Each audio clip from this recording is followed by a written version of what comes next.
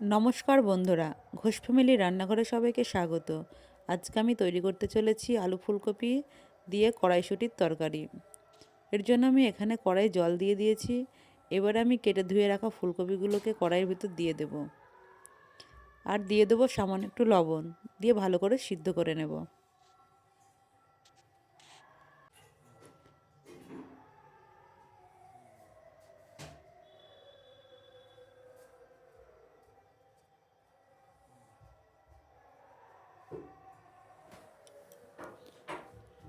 ফুলকপিগুলো সিদ্ধ হয়ে গেছে, এবার আমি নামিয়ে নেব।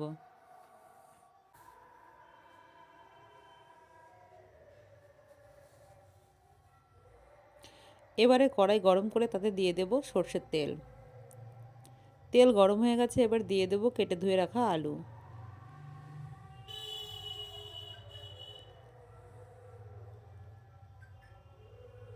দিয়ে দেব সামান্য একটু লবণ আর হলুদ, দিয়ে আলুগুলোকে ভালো করে ভেজে নেব।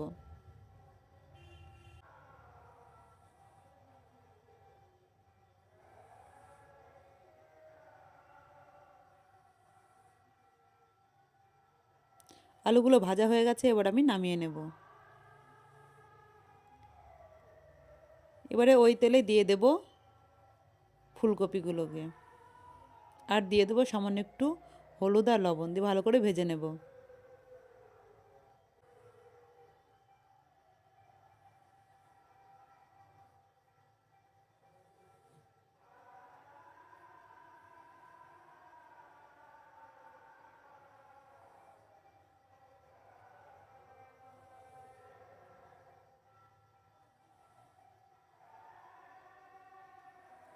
ফুলকপি ভাজা হয়ে গেছে, এবার আমি নামিয়ে নেব।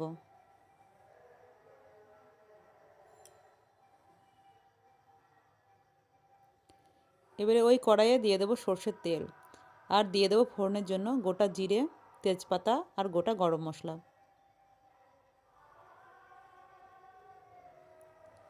এবারে দিয়ে দেবো পেস্ট করা মশলা। এর ভেতর রয়েছে কাঁচা লঙ্কা, গোটা জিরে আর একটু আদা।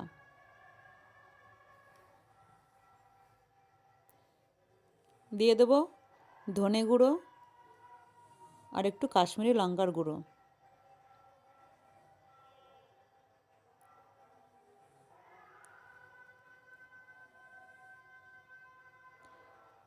আর দিয়ে দেব হলুদ গুঁড়ো, পরিমাণ মতো লবণ, দিয়ে ভালো করে মশলাটাকে কষিয়ে নেব।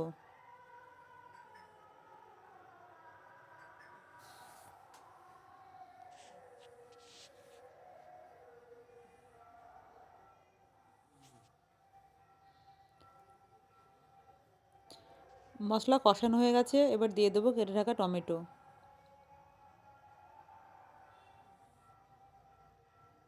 আর দিয়ে দেবো কড়াইশুঁটি, দিয়ে একটু ভালো করে নেড়েচেড়ে এর ভেতর দিয়ে দেবো ভেজে রাখা আলু।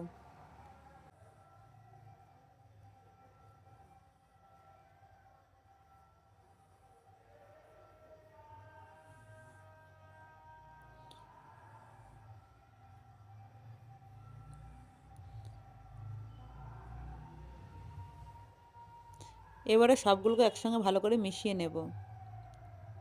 এবার দিয়ে দেবো ভেজে রাখা ফুলকপি।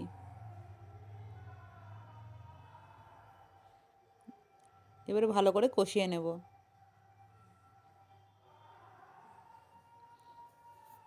কষানো হয়ে গেছে, এবার দিয়ে দেবো অল্প জল। এখানে আমি বেশি জল ব্যবহার করব না, দিয়ে ঢাকা দিয়ে রেখে দেব। এবারে দিয়ে দেবো সামান্য একটু চিনি, দিয়ে নেড়ে চেড়ে এবার দিয়ে দেব ধনে পাতা কুচি।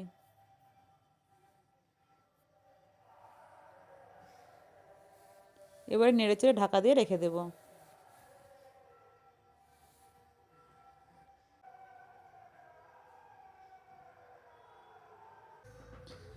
আমার রান্না প্রায় হয়ে এসেছে, এবার আমি দিয়ে দেবো গরম মশলা গুঁড়ো, দিয়ে ভালো করে নেড়ে চেড়ে নামিয়ে নেব।